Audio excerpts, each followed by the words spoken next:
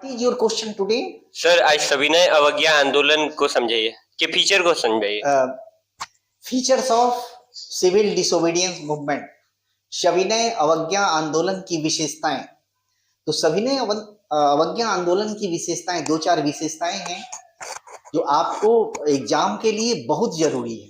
ये क्वेश्चन है, mention the features of, discuss the features of सविनय अवज्ञा आंदोलन, सिविल डिसोबीडियंस मूवमेंट।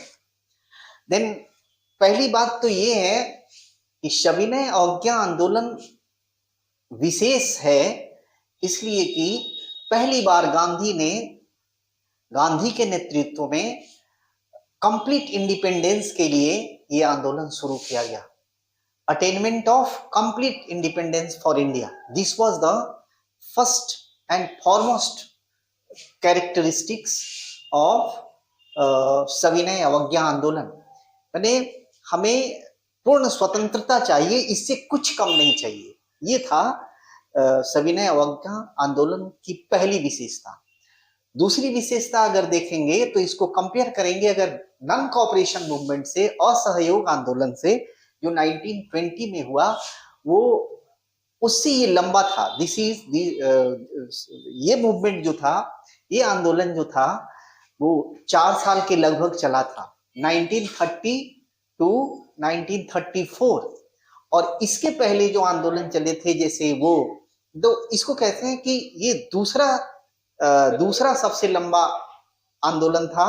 और सबसे लंबा आंदोलन स्वदेशी मूवमेंट था, जो 11 वर्षों तक चला और अंत में अंग्रेजों को हार माननी पड़ी और स्वदेशी मूवमेंट में पार्टीशन प्लान ऑफ बंगाल को रद्द कर दिया गया, छोड़ दिया गया, फिर से बंगाल यूनिफाइड हो गया, एक हो गया।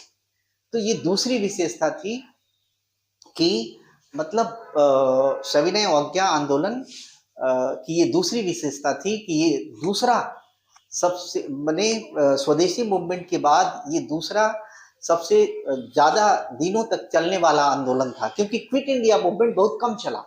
दूसरी इसकी अगली विशेषता है, नॉन कोऑपरेशन मूवमेंट में हमने देखा था कि हिंदू मुस्लिम यूनाइटेड थे, हिंदू मुस्लिम एकता दिख रही थी उसमें।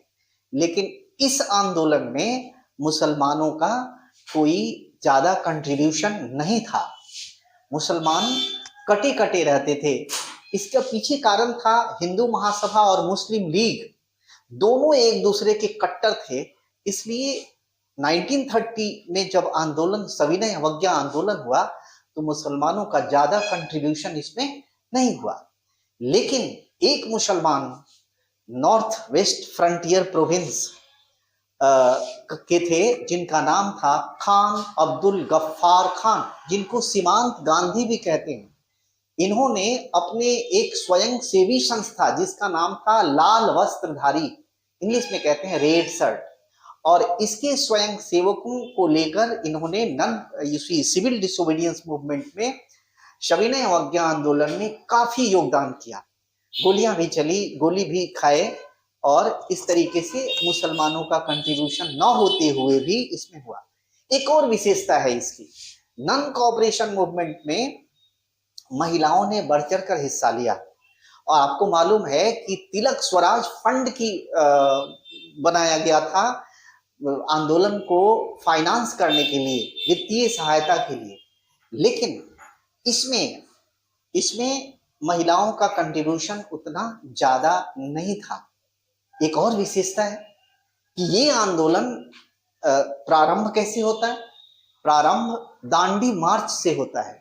इस मार्च को सॉल्ट मार्च भी कहते हैं, जो साबरमती आश्रम गुजरात से शुरू होता है और दांडी नदी के किनारे, अरबियन सी के किनारे एक गांव है, वहां तक जाता है। और ये टोटल जो लंबी यात्रा थी 385 किलोमीटर की यात्रा थी, गांधी जी ने पैदल मार्च किया था। और एक और विशेषता है इसकी कि ये जो आंदोलन है ये लंबा चला था और थकाऊ था, और इसी आंदोलन के बीच में सरकार घबरा गई थी। राउंड टेबल कॉन्फ्रेंस हुआ था जिसमें गांधी जी ने भाग नहीं लिया, और फिर इरविन साहब के साथ गांधी इरविन पैक्ट होता है, उसमें ये गांधी जी हिस्सा लेते हैं, लेकिन उसमें भी गांधी को कोई सफलता नहीं मिलती और ये वापस चले आते हैं। वापस आके सविनय अवज्ञा आंदोलन फिर से शुरू कर देते हैं, फिर से जेल में डाल दिया जाता है और होते होते 1934 में एम के गांधी ने सविनय अवज्ञा आंदोलन को समाप्त किया। तो सेकेंड लॉन्गेस्ट मूवमेंट आफ्टर स्वदेशी मूवमेंट इसको कह रहे हैं। तो ये सारी विशेषताएं हैं। और कुछ पूछना है?